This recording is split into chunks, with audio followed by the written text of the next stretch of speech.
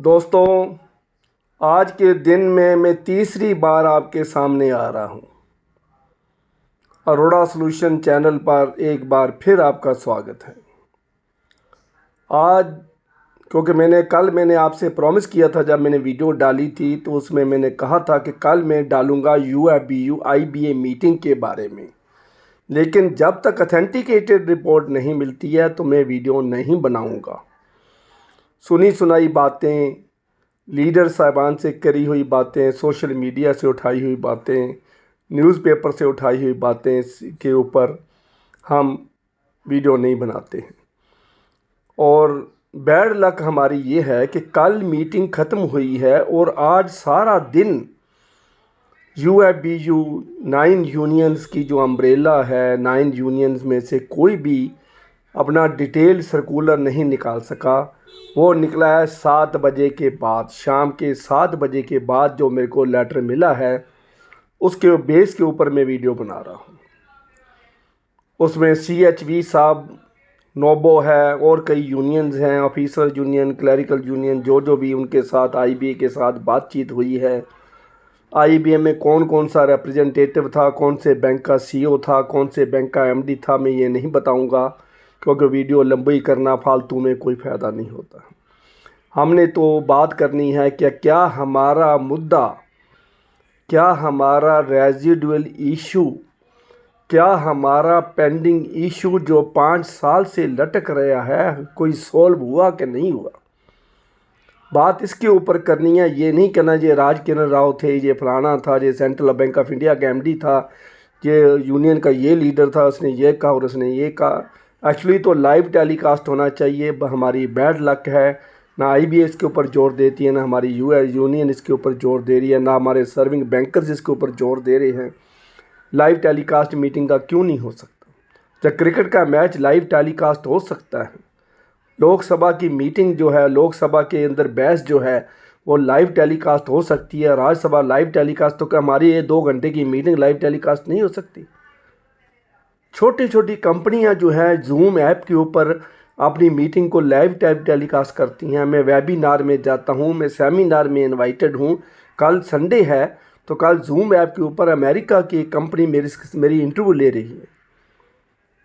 Monday को France का एक वेबसाइट मुझे हायर करने वाला है, तो मेरी इंटरव्यू जूम ऐप के ऊपर होगी। तो इसी तरह पाकिस्तान की एक एजेंसी है जो मुझे हायर करने वाली है, कल वो हो सकता है जूम ऐप के ऊपर मेरी इंटरव्यू ले। तो ऐसा ही है, 3 दिन लगातार मेरी इंटरव्यू है, रोज़ कुछ ना कुछ सेमिनार, वेबिनार, कोई कंपनी, कोई stock market, share market, commodity market, किसी के ऊपर कोई ना कोई सेमिनार में मैं इनवाइटेड हूँ और मेरे विचार लिए जाते हैं। कहीं कोचिंग एकेडमी मेरे विचार लिए जाते हैं तो मैं आता हूँ। उस ऐप के ऊपर ही मैं हर रोज़ हर जगह नहीं जा सकता। आज मुझे भुवनेश्वर बुलाया जा रहा है तो मैं भुवनेश्वर नहीं पहुँच सकता। कल मुझे फ्रांस में बुलाया जा रहा है तो मैं फ्रांस में नहीं पहुँच सकता। मैं जूम ऐप के जरिए हर जगह हाजिर हो जाता हूँ। तो इसलिए जो लाइव टेलीकास्ट है जूम ऐप के ऊपर भी हो सकता है। क्यों नहीं करते ये मेरी समझ में नहीं आ रहा है। चलो दूसरी बात हम करते हैं कि रेजिडुअल इश्यूज़ जो हैं जिसके ऊपर हमारी UFBU CHV साहब ने 11-12 दिन पहले क्या कहा था कि हमारा 5 डे वीक जो है कन्फर्म्ड है, लेकिन इसके बदले में मुझे 1 घंटा या आधा घंटा और देना पड़ेगा। तो आज की मीटिंग में वही बात हुई है, लेकिन उसी के अंदर उनके सर्कुलर के अंदर बार बार यही लिखा है, वी रीइटरेटेड अवर डिमांड। हमने अपनी मांग को दोबारा दोहराया। अभी तक मांग पूरी करने की कोई बात नहीं हुई है, कोई MOU साइन नहीं हुआ है, कोई एग्रीमेंट साइन नहीं हुआ है, कोई लेटर साइन नहीं हुआ है, कोई एश्योरेंस IBA ने नहीं दिया है। नोट कर लीजिए मेरी बात को, कुछ भी रिजल्ट नहीं है, बिग ज़ीरो रिजल्ट इसको कहते हैं। अभी मैं आपको पॉइंट वाइज उनका भी बताता हूँ। डिटेल सर्कुलर भी मेरे पास पड़ा है, मेरे हाथ में है, तो मैं एक एक करके पॉइंट आपको बताता भी जा रहा हूँ। लेकिन नेट रिज़ल्ट यही है कि अभी तक कुछ भी नहीं हुआ है। अभी दुख की बात यह है कि 31 अक्टूबर को जो एग्रीमेंट एक्सपायर हो रहा है, वेज रिवीजन का, उसकी भी बात उन्होंने नहीं करी है। कहीं भी कुछ भी नज़र नहीं आ रहा है। पेंशन रिवीजन जो 30 साल से लटक रही है उसके बारे में बात तो हुई है लेकिन रिज़ल्ट कुछ नहीं निकला है। 5 डे बैंकिंग रिज़ल्ट कुछ नहीं निकला है। अगर आधा घंटा दे के 2 सैटरडे हमने छुट्टी करवा ली तो वी आर अंडर बेनिफिट और loser, yet to confirm it. 9:30 बजे टाइम करने जा रहे हैं, 10 बजे की बजाय 9:30 बजे पब्लिक डीलिंग शुरू हो जाएगी, तो 9:15 स्टाफ का आना का टाइम रखा जाएगा। ऑफिसर के आने का टाइम 9 AM रखा जा सकता है। तो ये देखिए कि ऑफिसर बाहर पोस्टेड हैं, घर से 100 किलोमीटर दूर, 150 किलोमीटर दूर पोस्टेड हैं, तो वो कैसे पहुंचेगा। 30 किलोमीटर दूर भी जाना हो तो रास्ते में कहीं ट्रैफिक जाम है, कहीं रेलवे क्रॉसिंग है, लेवल क्रॉसिंग है, कई जगह पर एक्सीडेंट हो चुका होता है, कई जगह कोई धार्मिक समागम हो रहा होता है, तो पहुंच नहीं सकते हैं, तो बहुत मुश्किल आती है। शाम को रात को तो 8 बजे 9 बज जाते हैं, बैंक में कोई बस नहीं मिलती है, कोई गाड़ी नहीं मिलती है, टैक्सी हायर करके घर पहुंचना पड़ता है। तो ये इस हालत में टाइम को बढ़ाना या घटाना, चाहे वो सुबह बढ़ाएं या शाम को बढ़ाएं, दोनों तरफ स्टाफ के लिए हार्मफुल है कि पहले ही लेट सिटिंग बहुत ज़्यादा है। और अर्ली बैंकिंग तो ऐसी है कि ब्रांच मैनेजर को 8:30 बजे स्वीपर का टाइम रखा होता है, स्वीपर ने 8:30 बजे आना होता है, सारी सफाई करनी होती है, बाथरूम साफ़ करना होता है, शीशा साफ़ करना है, फ्लोर साफ़ करना है, तो हर एक जगह पर ऊपर पोछा भी मारना है, झाड़ू भी मारना है, तो दवाई भी छिड़कनी है, परफ्यूम भी छिड़कना है, तो सारा कुछ करना होता है। तो इसके लिए उसको कम से कम 1 घंटे से ज़्यादा समय लग जाता है। तो 8:30 बजे चाबी जो है वो ब्रांच खुलनी चाहिए। तो आप ये अंदाज़ा लाओ कि branch manager, field officer, accountant कैसे पहुंचेंगे। तो ये सारा मैं आज पढ़ के सुनाता हूँ क्या हुआ है। मेरे हाथ में ये लेटर है, तो आज मैं पहले पैरे से शुरू होता हूँ। तो उसमें क्या है, सबसे पहला मुद्दा है 5 day banking. We reiterated our demand for introduction of 5 day banking. ये वही बात है, Sunday as bank holiday, the impact of this introduction on banking hours and total working hours was discussed. I stated that the customer service hours and working hours per day are properly compensated. तो ये देखिए वही बात कह रहे हैं कि compensation देना पड़ेगा आपको। तो देखिए बैंक में लंच टाइम ही ख़त्म हो चुका है, अब और क्या कंपनसेट करोगे। तो उन्होंने ये कहा कि working hour can be redistributed and readjusted. तो इसका मतलब ये है कि हम आपको सैटरडे के बदले हम खून चूसेंगे, खून चूस के हम आपको सैटरडे, 2 सैटरडे की छुट्टी बाकी बची है, उसके लिए हम खून चूसेंगे एम्प्लॉइज़ का। सीधी सी बात, उन्होंने ये बात नहीं लिखी। यूनियन लीडर्स ने भी, CHV साहब भी इसके ऊपर कुछ नहीं बोले हैं, हमारे हरमन प्यारे नेता साहब वो भी इसके ऊपर कुछ नहीं बोले हैं। जो आधा घंटा दे के ही लेना है, तो हफ्ते में 5 दिन में कितने घंटे बन गए, 2.5 घंटे 3 घंटे से ज़्यादा हो गया। और उसके ऊपर बहुत रेशन बहुत है। और सर्दियों में विंटर सीज़न, नॉर्थ इंडिया में विंटर दिल्ली से लेके कन्याकुमारी, लेह लद्दाख तक आपको विंटर सीज़न का पता है। विंटर सीज़न में फॉग होती है, धुंध होती है, घर से दूर का गाड़ी में जाना, स्कूटर पे जाना, किसी सोर्स के से भी जाना मुश्किल हो जाता है पहुंचना, और आधा पौना घंटा लेट होने का चांस बनता है। इसलिए सुबह 9 बजे ऑफिस में, बैंक में पहुंचना और कैश खोलना और कंप्यूटर ऑन करना और सर्वर ऑन करना और UPS को ऑन करना, सारा कुछ बहुत मुश्किल काम है। और स्वीपर को भी 1 घंटा 1.5 घंटा चाहिए, इसलिए वो 8 बजे से पहले पहुंचेगी, तभी 9 बजे से पहले वर्किंग स्टार्ट होगी। इसके बारे में वो सोच नहीं रहे हैं। 5 डे बैंकिंग जो उन्होंने बात करी है, किसी it was agree to discuss the issue further. देखिए ये लाइन लिखी हुई है, ध्यान से पढ़ना इसको। It was agree to discuss the issue further. अभी भी इसके ऊपर बात होनी है। रेजिडुअल इशू 5 साल का समय थोड़ा है, अभी भी इसके ऊपर बात होनी है। दूसरा मुद्दा है updation of pension. Updation of pension तो उन्होंने सिर्फ एक ड्रामा बनाया है। We demanded that the pension should be updated at the earliest and the suggested that the cost issue the updation of the can be done in phased manner. 3 phases में ये कह रहे हैं, 5th, 6th and 7th BPS के हिसाब से इसको किया जाएगा। 1986 से लेके 2002 तक के पहले फेज़ में आएंगे, उसके बाद 2002 से लेके 10 तक दूसरे फेज़ में, उसके बाद जो है 2022 तक के तीसरे फेज़ में आएंगे। तो 1986 से 2002 इन्होंने लिखा है जो पहले फेज़ में आएंगे, तो 3 फेजेज़ में बांट रहे हैं, 3 फेजेज़ में रिवीजन होगी। तो 1986 वाले तो पेंशनर ही हमारे पास बहुत थोड़े हैं, तो इसलिए एक नॉमिनल पेंशन रिवीजन होगी, अपडेशन होगी, अगर हो भी जाती है तो नॉमिनल है, नाम मात्र है, कहने को पेंशन रिवीजन होगी। तो ये सारा एक ड्रामा है, इसमें कुछ नज़र नहीं आया मुझे डिटेल लेटर में। तीसरी बात उन्होंने कही है चेंजेस इन डीए स्कीम। देखिए प्राइस बेस जो है 2016 को 100 किया जा रहा है बजाय 1960 100 के, तो उसमें क्या इम्पैक्ट पड़ेगा ये सारी कैलकुलेशन देखने वाली है। तो यूनियन लीडर समझदार हैं, हो सकता है इन्होंने कुछ अच्छी कैलकुलेशन करी हो, लेकिन अकॉर्डिंगली मॉडिफाई होगा। I be inform that this issue can be further discussed.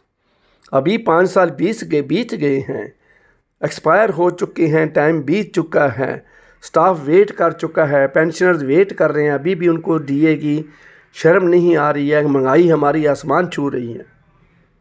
टमाटर 300 रुपये किलो बिक चुके हैं, प्याज 300 रुपये किलो बिक चुके हैं। 5 साल पहले एक्टिवा स्कूटर 60,000 रुपये का था, आज 90,000 रुपये का है। तो देखिए हर एक जगह कॉस्टली होती जा रही है। Allocation to staff welfare fund, we reiterated our demand that the allocation to staff further made based on the operating profit और banks in lieu of net profit. देखिए नेट प्रॉफिट की बजाय ऑपरेटिंग प्रॉफिट के ऊपर किया जाए ताकि हमारे को ज़्यादा हमारे हाथ में पावर आ जाए, प्रॉफिट हमारे हाथ में ज़्यादा आ जाए। Increase in Clemens allowance for employees with disabilities. देखिए डिसेबिलिटी तो ह्यूमन नेचर है, डिसेबल आदमी के लिए ह्यूमन कंसर्न है, भगवान से भी डर लगता है, तो उसके लिए उसमें करने में 400 PM टू ₹600 पर मंथ किया जाएगा। तो डिसेबल आदमी देखिए उसको कन्वीनियंस बहुत कॉस्टली पड़ता है। हम ऑटो रिक्शा में 5 सवारियों के साथ बैठ जाती हैं, डिसेबल आदमी 5 सवारियों के साथ 8 सवारियों के साथ नहीं बैठ सकता, उसको अलग गाड़ी करनी पड़ती है, अलग ऑटो रिक्शा करना पड़ता है।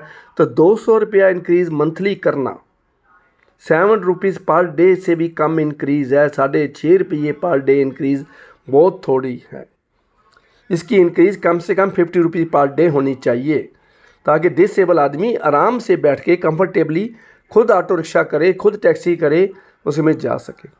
Special allowance to be paid in north east Sikkim JNK Himachal Pradesh as paid to government employees etcetera. Central government employees में और स्टेट गवर्नमेंट एम्प्लॉइज़ का जो इन स्टेट्स में हैं इनको कुछ ना कुछ स्पेशल अलाउंस मिलता है, क्योंकि ये डिस्टर्ब्ड एरिया हैं, हार्ड टू लिव है, स्पेशल अलाउंस मिलता है, अल्टीट्यूड अलाउंस है इनका।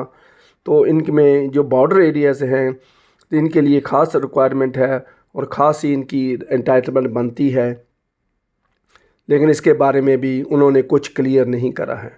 X gratia to for pre 19 spouses जो हैं, सर्वाइविंग स्पाउसेस जो है उनको भी एक्स ग्रेशिया जो है 1986 के प्री 1986 रिटायर के उनके बढ़ाने की मांग करी है। ये कितना बढ़ेगा, क्या डिमांड है?